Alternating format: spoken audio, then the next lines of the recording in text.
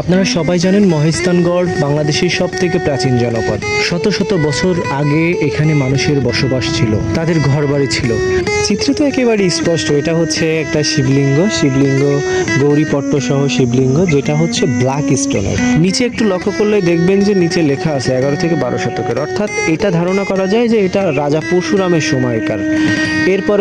এরপরের ইতিহাসটা তো আপনারা সবাই জানেন। হযরত শাহ সুলতান বলকি রহমতুল্লাহ আলাইহি উনি পরশুরামকে পরাজিত করেন। আর এটা তো অবশ্যই পুণ্ডনগরটা হচ্ছে 2300 বছরের পুরাতন, 2300-2400 বছরের পুরাতন জনপদ। তাদের কোনো ব্যবহার করার জিনিস দেখতে পাওয়া, জাদুঘরের ভিতরে আবার অনেক কিছু আছে, অনেক মূর্তি আছে, পুরাতন টাকা পয়সার বিষয় আছে, সেইগুলোও দেখছিলাম।